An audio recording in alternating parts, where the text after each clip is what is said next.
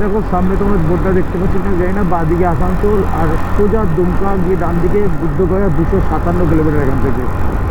আর এই রাস্তার মাঝে এই যে গাছগুলো দেওয়া থাকে আমার এগুলো খুব ভালো লাগে। এই গাছগুলো কিন্তু দুটো রিজন আছে দেওয়ার, এক তো প্রকৃতিকে মেনটেন করার জন্য রাস্তায় একটা এনভায়রনমেন্ট তৈরি ভালো লাগে, দেখতেও ভালো লাগে, ইভেন অক্সিজেন তো পাওয়াই যায়। 2 নম্বর হচ্ছে ওই পাশে দূর থেকে যখন গাড়িগুলো অপোজিট ডাইরেকশনে আসে সেক্ষেত্রে কী হয়, আপার ডিপার করে চলে। আপার ডিপার করে চললে আপারের যদি লাইট থাকে এখানে গাছগুলো থাকলে অনেকটা রিফ্লেক্ট করে, আটকে দেয়।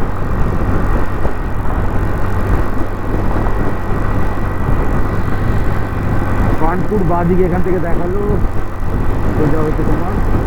আমরা কিন্তু এখনো পুরুলিয়ার বোর্ড দেখতে পারিনি, এটাই কিন্তু মজার বিষয়। কিন্তু ইভির চারদিকে দোকান হয়ে গেছে, চারদিকে প্রচুর ইভির শপ হয়ে গেছে। বাট আমার পার্সোনালি কিন্তু ইভি একদম পছন্দ না, যদিও ইভি পরিবেশ ফ্রেন্ডলি, নেচার ফ্রেন্ডলি বাইক, এবং হয়তো আগামী দিনে হয়তো না তারপর অন্যদিন হবেই, হয়তো ইভিতেই আমাদের ঠিক করতে হবে না কোনো একটা কারণ। বাট ইভিতে না সেই ফিলটা নেই যেটা পেট্রোলের বাইকে যে ফিলটা আছে, সেটা তোমার ভালোই একটা ইভি বাইক, আর যে ফিলটা আছে, যে রোজটা আছে, আওয়াজটা আছে, সেটা কিন্তু নেই ইভিতে। আর দেখো পলিউশন তো একটা বিগ ম্যাটার, এগুলো বলে অনেক কারণ অবশ্যই শিক্ষা উচিত। গভর্নমেন্ট যেদিকে মুভ করাবে সেদিকে আমাদের মুভ করতেই হবে, সেখানে তো আর কোনো দ্বিমত নেই। যা হবে ভালো হবে, তখন যেটা হবে সেটাই বুঝি। এসে এখান থেকে পুরুলিয়া 81 কিলোমিটার দেখাচ্ছে, এবং ওখান থেকে আমাদের পুরুলিয়া শহর আর কি, এবং ওখান থেকে যে রিসর্ট বা হোমস্টে আমরা নিয়েছি আমরা, সেটা আরও মোটামুটি 30-40 কিলোমিটার হবে। মানে আমাদের এখান থেকে এখনও আমাদের রিসর্টে পৌঁছাতে প্রায় 120 কিলোমিটার রাইড করতে হবে। 81 তো দেখাচ্ছে অলরেডি।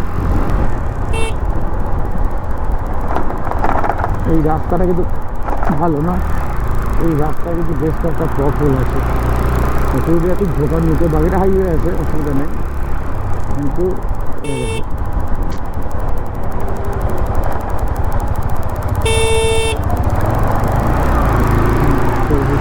ভাই প্রচণ্ড গরম লাগছে, হাতটা জ্বালা করছে। হাওড়া কি এদিকে আসছে না বা ওদিকে চলে যাচ্ছে বুঝতে পারছি না।